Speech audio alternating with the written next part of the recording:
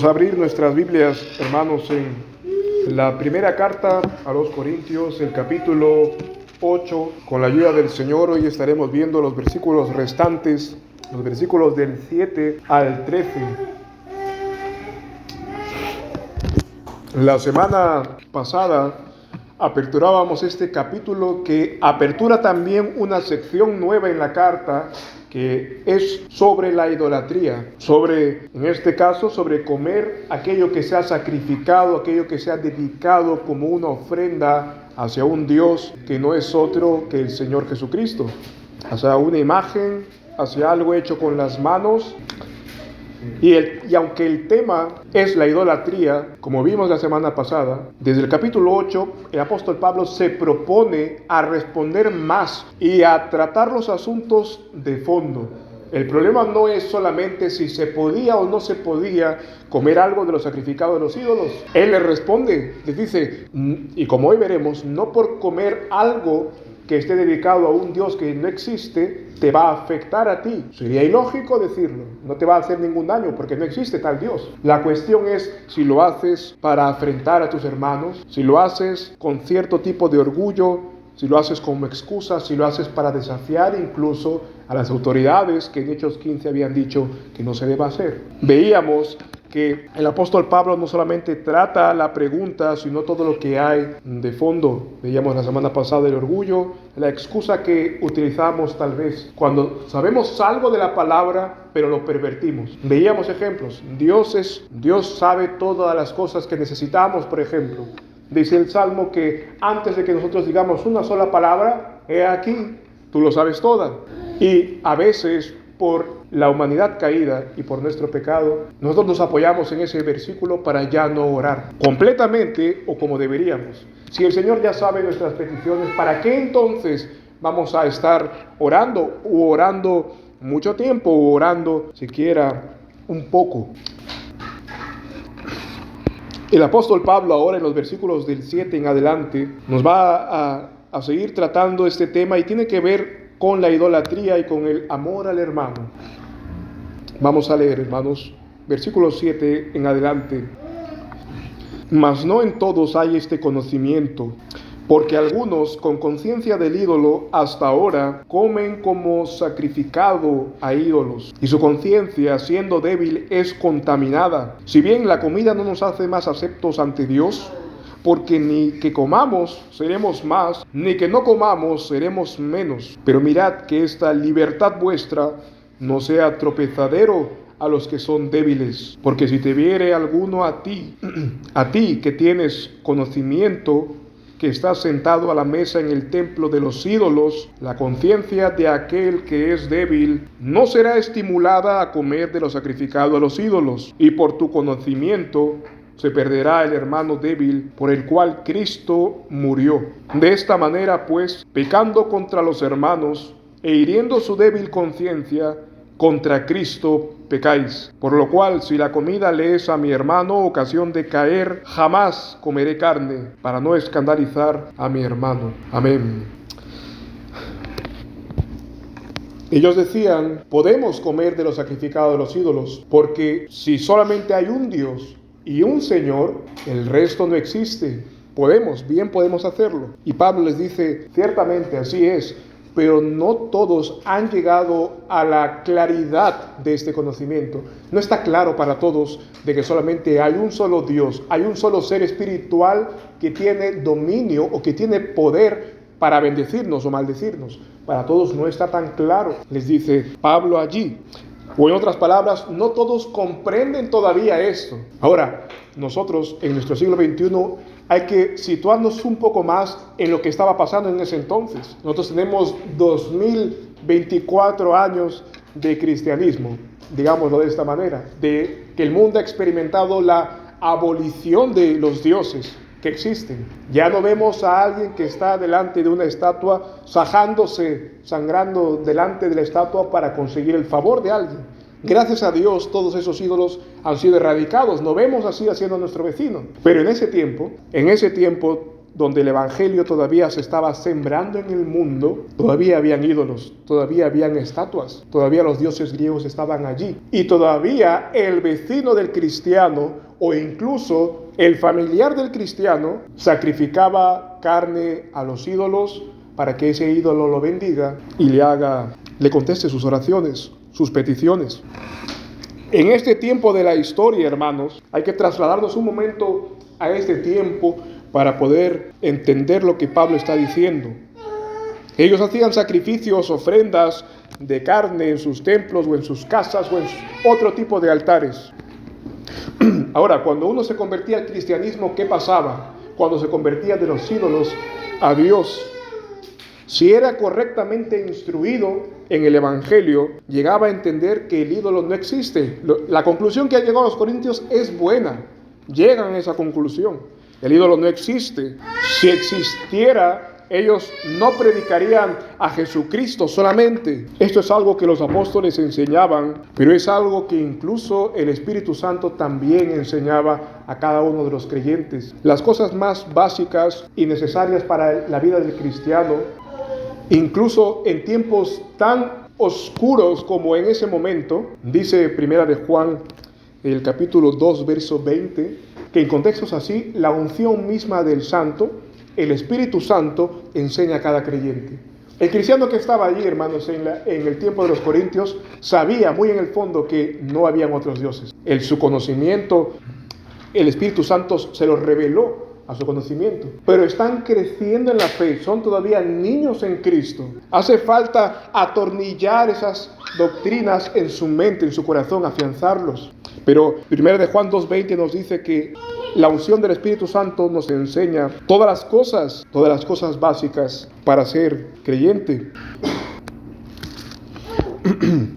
Nos enseña cosas como que Cristo es el Señor, que somos pecadores, que necesitamos perdón. Ahora, nosotros, hermanos, no podemos calificar o considerar a todos los cristianos con la misma medida de conocimiento que tenemos nosotros. Esa es una tendencia. Y a veces se nos suele olvidar. Hoy hacemos bien en recordarlo. No podemos esperar que mi cónyuge o que mi vecino o que mi hermano en la fe, y mucho más al que acaba de cruzar por la puerta, tenga el mismo conocimiento del que tal vez tiene un cristiano con décadas en el evangelio, que está instruido, que ya sabe que el ABC del cristianismo lo ha pasado hace mucho tiempo. No podemos tratarlos como si ya supiesen, y de la misma manera no podemos comportarnos de tal manera que no escandalice al otro que está empezando. Es lo que quiere tratar Pablo aquí. En este caso, Pablo dice que no son conscientes de ello. Ten cuidado. De hecho, mira las palabras que él utiliza aquí en el verso 7. Dice, no en todos hay este conocimiento. Algunos con conciencia del ídolo comen hasta ahora. ¿Qué significa esto? Para algunos todavía en sus mentes está la duda de si hay poder en este ídolo o no. Vuelvo a repetir, puede ser que para nosotros este conocimiento esté claro, pero pongámonos en los zapatos de aquellos primeros cristianos que están abandonando una vida de idolatría, una vida entera de venerar a imágenes, cargar sus estatuas, dedicar a sus hijos a las estatuas, haciendo y enseñando a otros que este es el Dios para la fortuna, ese es el Dios para el amor, ese es el Dios para la guerra. O ellos, o viendo a generaciones de sus padres y abuelos hacer eso. Para ellos es una novedad, es darle la espalda a su familia, es darle la espalda a su mundo. Algunos de ellos eran fabricantes de ídolos. Cuando el cristiano está todavía aprendiendo las cosas del único Dios vivo y verdadero, cuando está recién tachando como falso toda su vida anterior de los ídolos, ese es un momento crucial donde se necesita que los otros cristianos lo afiancen en la fe, lo afiancen en la doctrina. En un momento donde está aprendiendo o tal vez desaprendiendo estas cosas, la responsabilidad del cristiano maduro en la fe, que tiene conocimiento, es no hacer algo que lo escandalice, pero lo segundo es intentar llevarlo al mismo conocimiento saludable. Pero fíjate, Pablo dice que el ídolo no es nada. Aquí lo dice, nada es el ídolo. Pero ¿qué dice él en el capítulo 10? ¿Qué dice él un poco más adelante? que los que comen a la mesa de los ídolos no solamente lo hacen delante de una estatua inerte, lo que sacrifican a los ídolos, a los demonios lo sacrifican. Si lo ves más adelante en el capítulo 10, aquí dice el ídolo no es nada, pero luego dice no, es que son demonios. 10:20, 1 Corintios 10:20 lo dice. Antes digo que lo que los gentiles sacrifican a los demonios, lo sacrifican y no a Dios. Y no quiero que seáis partícipes de los demonios. Está hablando en el mismo contexto. Estos dos capítulos nos hablan de lo mismo.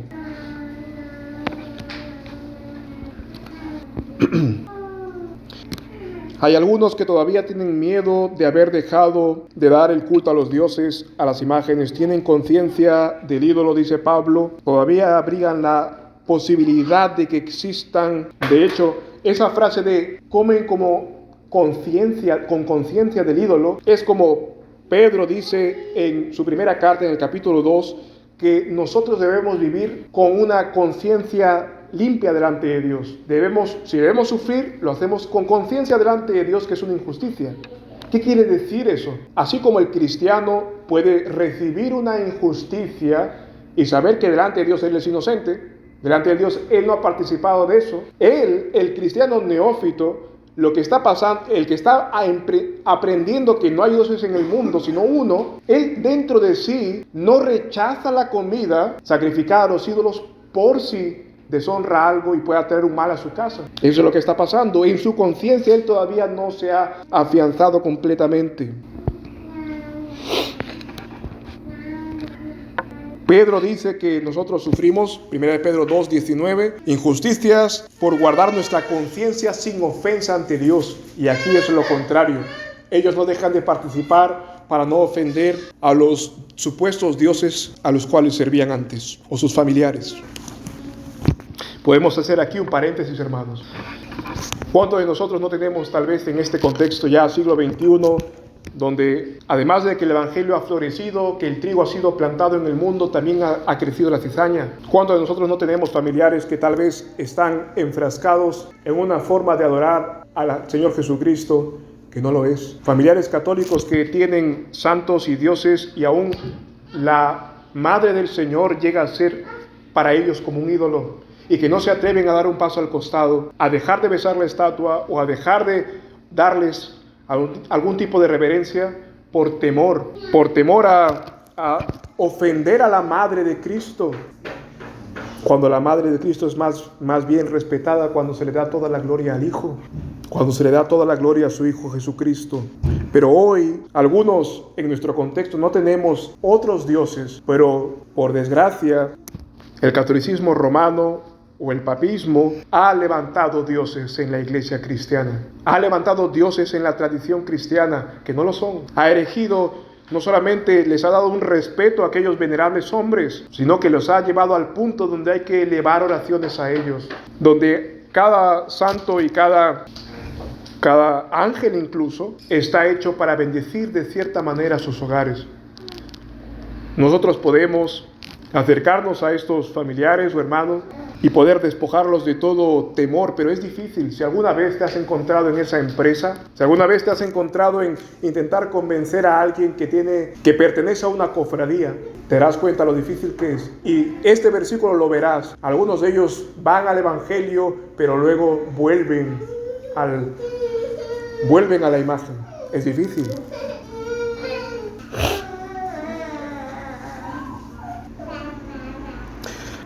Pablo dice, por eso hasta ahora comen como sacrificado a ídolos y su conciencia, siendo débil, es contaminada. ¿Qué es lo que contamina la conciencia, hermanos? ¿Qué es lo que nos cuenta como pecado? ¿Qué es lo que nos mancha, según Pablo aquí? El comer de los ídolos. ¿Es eso lo que mancha?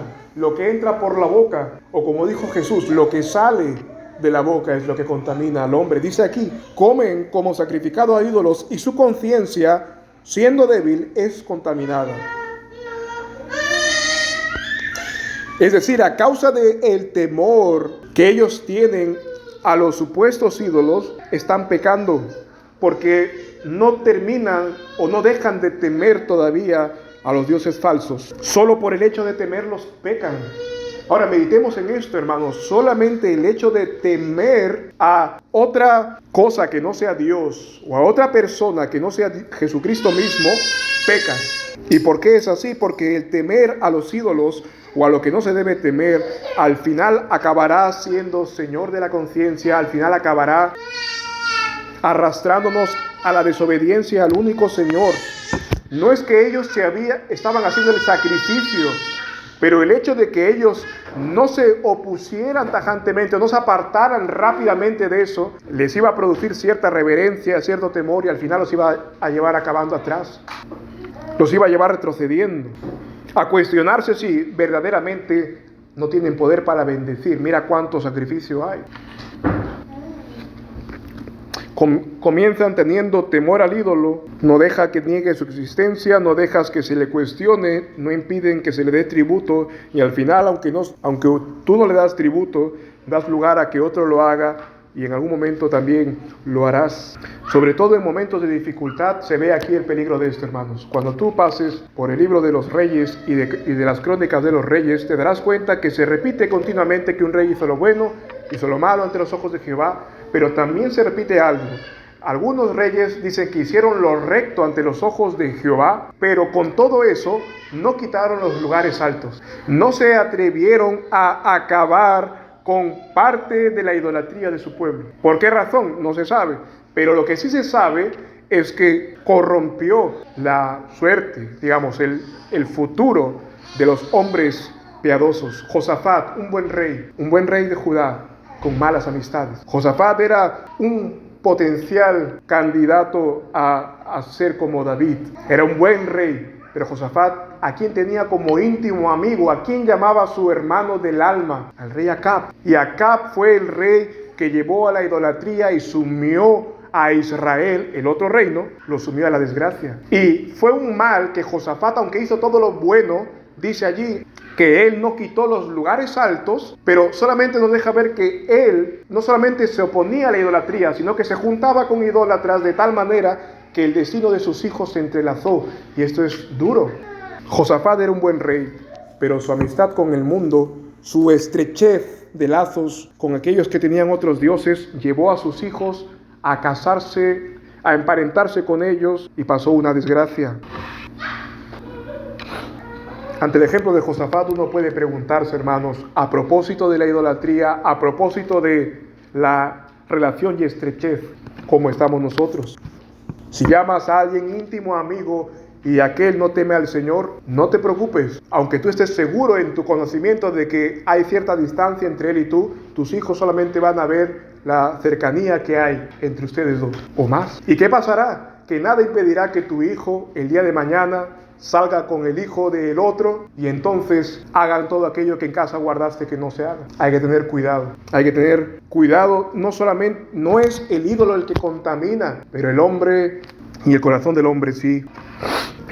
Dice aquí Pablo, volviendo a nuestro texto, su conciencia se contamina. Podemos decir que se comienza a contaminar. Va a tener una consecuencia como el efecto de la bola de nieve. Va a comenzar con muy poco y acabará muy grande tragedia. Y dice ahí Pablo, si bien la comida no nos hace más aceptos ante Dios, porque ni que comamos seremos más, ni que no comamos seremos menos. Esto a qué nos recuerda las palabras del Señor Jesús, ¿verdad? No nos va a contaminar nada externo, sino todo está adentro. El pecado es una cuestión espiritual. Pero fijémonos, hermanos, de aquí podemos extraer dos enseñanzas. Lo primero es que pecamos cuando tememos algo a alguien que no sea una regla dada por Dios. Y lo segundo es que las cosas de fuera del hombre no nos contaminan, sino lo que sale del corazón. El dinero no corrompe al hombre. El amor al dinero lo corrompe. La comida no corrompe al hombre tampoco. La gula y el desenfreno, sí. Mucho menos el poder corrompe a un hombre, como se suele decir. Lo que lo corrompe es su amor al poder y a la preeminencia, como decían los apóstoles de este hombre, de Diótrefes, que le gustaba tener el primer lugar entre los cristianos. En este caso, Pablo está diciendo, no por comer carne sacrificada seremos más o menos aceptos delante de Dios. La carne material no va a contaminar el alma, pero la cuestión es con qué intención se está comiendo. Aquí, en la iglesia de los Corintios, ¿con qué intención se comía esa carne sacrificada de los ídolos. Lo haces porque no puedes comer otra cosa, a lo mejor estás mendigando y ves ahí un sacrificio y te acercan un plato, o lo haces pudiendo comer otra cosa, adquirir otra cosa para comer, sin embargo vas a la carne de los idólatras. Lo haces delante de tus hermanos que son débiles y que todavía están saliendo de la idolatría, en este caso.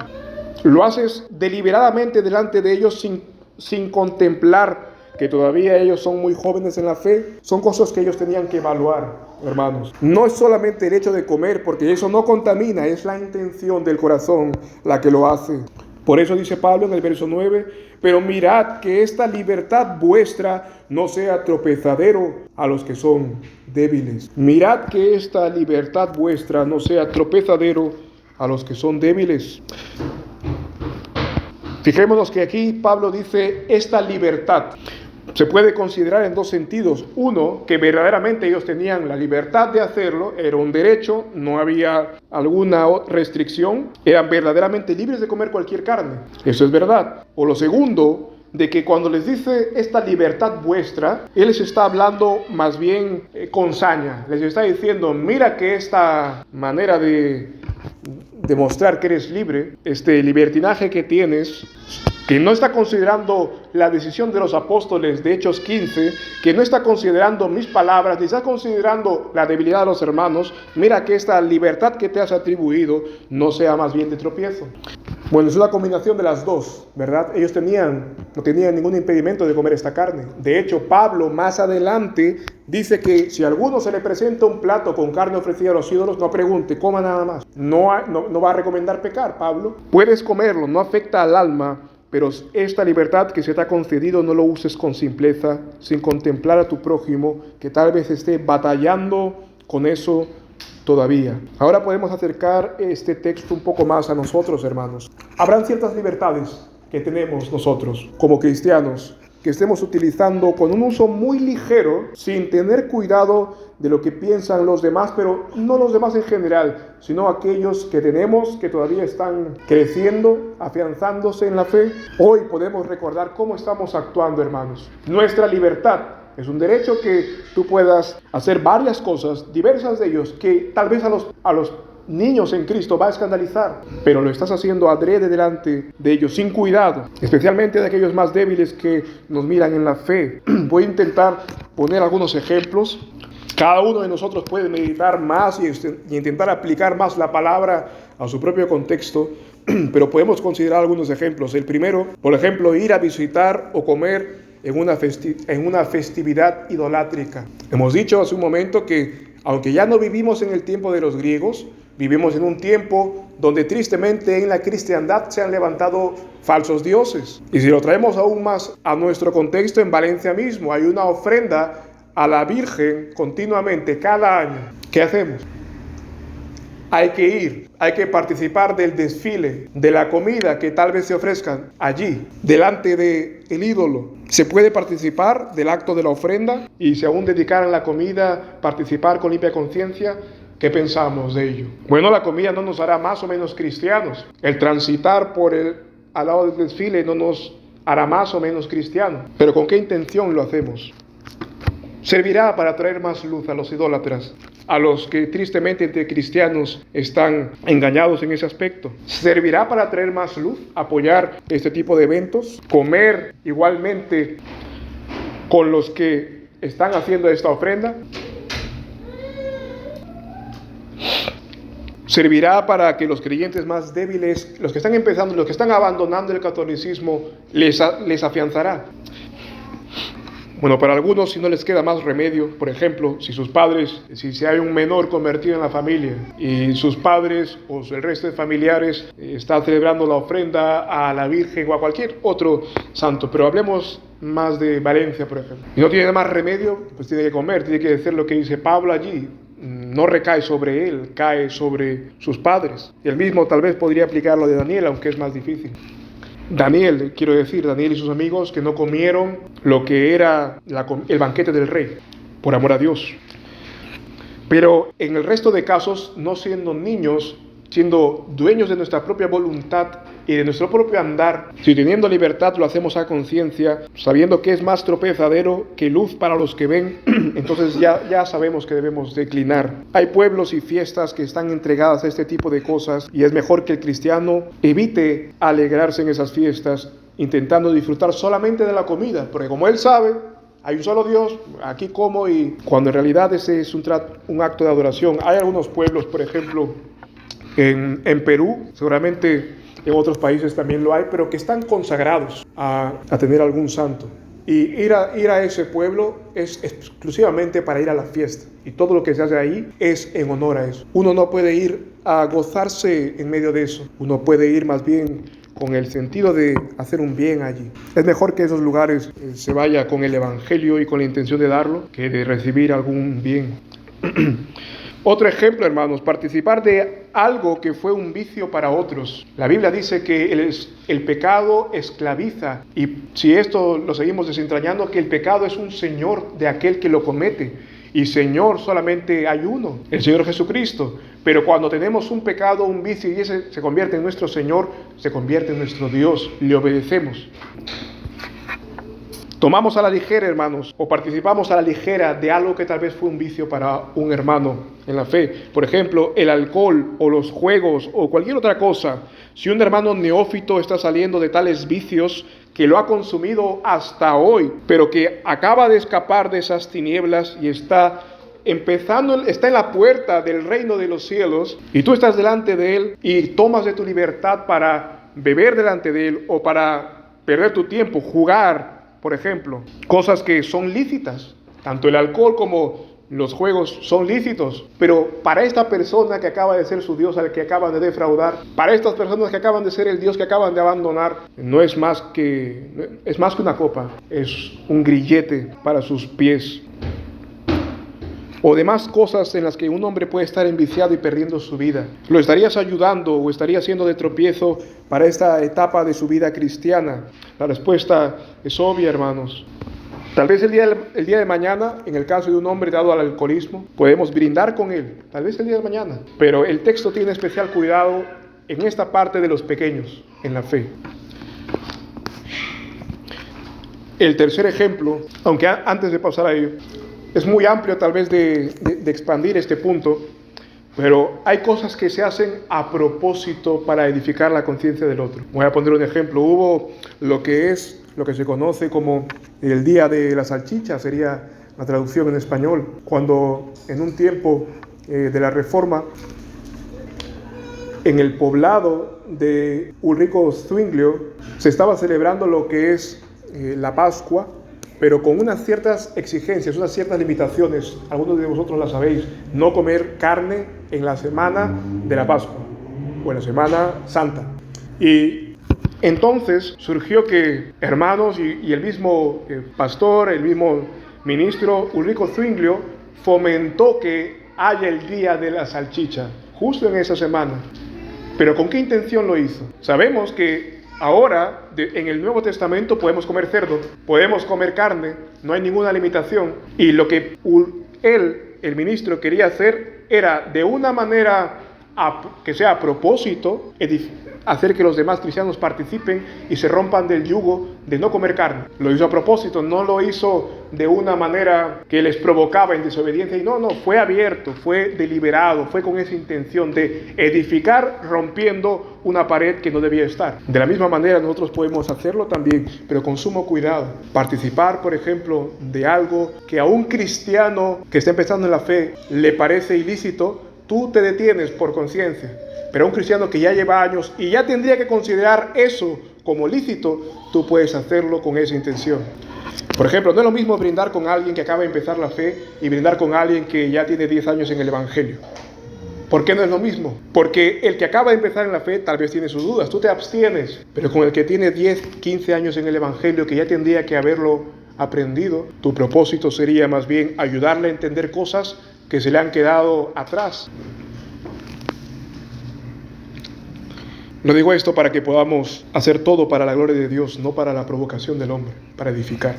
Lo tercero es que ¿podemos nosotros acaso ser culpables de participar de algo que se le ha negado a otros? Participar de algo con tal libertad. Permítame poner un ejemplo, hermanos. David, cuando tenía que ir a la guerra, el rey David, cuando tenía que ir a la guerra y él se quedó en casa, todos sus soldados estaban peleando, sus capitanes, sus generales estaban peleando y él se quedó allí y él pecó con Betsabé. Pero el marido de Betsabé hizo algo formidable. David, para ocultar su pecado, le dice: Urías, sal de la guerra y ven, tranquilo hombre, ven, quédate con tu mujer, descansa, lava tus pies, descansa de la guerra. Pero lo llama de estar en el frente de batalla. Sus compatriotas estaban dando la vida por Israel. Y Urías se pregunta: ¿y a mí se me concede ahora el descansar, el no ir con mi pueblo a luchar? Porque es el rey, no lo desobedezco, pero yo no dormiré en mi casa, dormiré en la puerta de mi casa. No estaré con mi mujer, no estaré con mis hijos, yo me quedaré fuera. Ahora el Señor guió a Urías, porque se tenía que demostrar que David había pecado con Betsabé, iban a tener un hijo. Pero fijémonos en la conducta de Urías por un momento, hermanos. Este varón rechazó el gozar de un privilegio que se le fue concedido por causa de que sus compatriotas no gozaban de tal privilegio. Él se unió a su pueblo, no disfrutando de algo que a su pueblo le era privado. Hizo lo que David no hizo. Ya habrá un momento de agasajarse, pero era un momento de guerra en ese momento y él actuó bien. No estemos nosotros, hermanos, entonces, a la luz de Urías, no estemos nosotros jaraneando tal vez cuando otros se duelen sin haber hecho nada por ellos, pudiendo hacerlo. No estemos nosotros cruzados de brazos cuando los demás están esforzándose, cuando los demás están haciendo algo. No podemos simplemente descansar, simplemente no contribuir, ni tampoco, por supuesto, sería buscar la guerra en tiempo de paz, o estar ansiosos cuando los demás están en paz porque Dios ha dado paz. ¿Qué hubiera pasado, hermanos, si Urías se hubiese detenido a celebrar y comer con su mujer y él tener este salvoconducto del rey? ¿Qué hubiera pasado en la mente de los esforzados que estaban allí y valientes? La guerra es para unos, para la carne de cañón, pero la guerra no es para los demás. Hubiese desanimado el corazón de sus compatriotas si Urías hacía esto. Y esto es lo mismo que debemos pensar nosotros, hermanos. No podemos solamente y exclusivamente pensar en lo que se nos ha concedido, lo que se nos ha dado, o lo que hemos obtenido. No digo de que no durmamos, no digo de que no disfrutemos de lo que Dios nos da, pero tengamos un ojo puesto también en aquellos que tal vez exactamente lo mismo que se nos ha dado, tal vez se les ha privado. E intentar ayudarles. Eso nos va a unir. Yo no, por poner un ejemplo, no comería jamón delante de mi mujer cuando esté embarazada. Vamos a poner un ejemplo. No gozarías de un don que al otro se le ha quitado para no ofenderlo o para tener misericordia de él. Ahora, cada uno de nosotros tiene que ser capaz, hermanos, de no hacer de esto un legalismo e intentar hacerlo de la manera más sabia posible. Hay casos donde el hermano débil se vuelve tirano, donde el hermano que le falta algo exige que todos no tengan nada, y eso no solamente pasa en el gobierno, no solamente pasa con el socialismo y el comunismo, que quieren que todos sean despojados del bien, sino que también puede pasar entre nosotros, que no teniendo un bien, queremos que los demás no lo tengan. No estamos llamados a eso. Estamos llamados a que teniendo algo, podamos dar al que no tiene, en la medida de nuestras fuerzas y de nuestra responsabilidad, sin agravarnos, por supuesto. Para terminar, hermanos, nos dice aquí otra razón fundamental. El apóstol Pablo dice: si te viere alguno a ti que tienes conocimiento, en el verso 10, que estás sentado a la mesa en el templo de los ídolos, la conciencia de aquel que es débil no será estimulada a comer de lo sacrificado a los ídolos, y por tu conocimiento se perderá el hermano débil por el cual Cristo murió. De esta manera, pues, pecando contra los hermanos e hiriendo su débil conciencia, contra Cristo pecáis. Fijémonos aquí, hermanos, para acabar. Nos dice Pablo que amemos al hermano débil, carente de conocimiento, o en este caso, como he mencionado, de algún don legítimo. Intentemos unirnos a él, amarlo, al que está comenzando en la fe, que su andar con Cristo todavía es vacilante, está empezando. La paciencia debe ser nuestra deuda con el hermano, con él. Sacrificar lo que podemos hacer por amor de su crecimiento en Cristo debería ser nuestra primera opción. Debemos tener cuidado con los hermanos que o que conocen menos o que tal vez no han aprendido bien el Evangelio aún. Podemos hacerle pecar, volver al vómito. Algunos dicen, hermanos, que esta doctrina, que este versículo respalda la doctrina de que la gracia se pierde. De la gracia habéis caído, dice aquí. Vas a hacer que se pierda el hermano por el cual Cristo se perdió. ¡Wow! Pero Pablo usa un lenguaje fuerte para que veamos el peligro. Dar ocasión al pecado, hermanos. Pensemos en esto por un momento. Si nosotros damos ocasión al pecado, Él morirá por su pecado. Pero qué triste es que en nuestro historial se diga que nosotros propiciamos ese pecado. Qué triste es que nosotros tengamos parte en el pecado de otro. Te será perdonado en la cruz, como el resto de pecados, pero qué triste es que contribuyas al pecado de otro. Es mejor que en cuanto dependa de nosotros, hermanos, no hagamos nada que blasfeme el nombre de Cristo, que haga otro blasfemar, ni tener la excusa en nuestras vidas, ni tomar como excusa ninguna parte de la palabra para que el otro peque libremente. Hay que saber comportarnos, hermanos, hay que vernos como veíamos, hermanos, sermones anteriores ya. El hombre tiene que verse como padre de todos. Tu responsabilidad está con todos. Si no eres capaz de verte como padre de todos o amarlos como ama un padre, al final siempre acabarás siendo un niño. Pablo está dispuesto a no comer jamás porque Cristo derramó su sangre.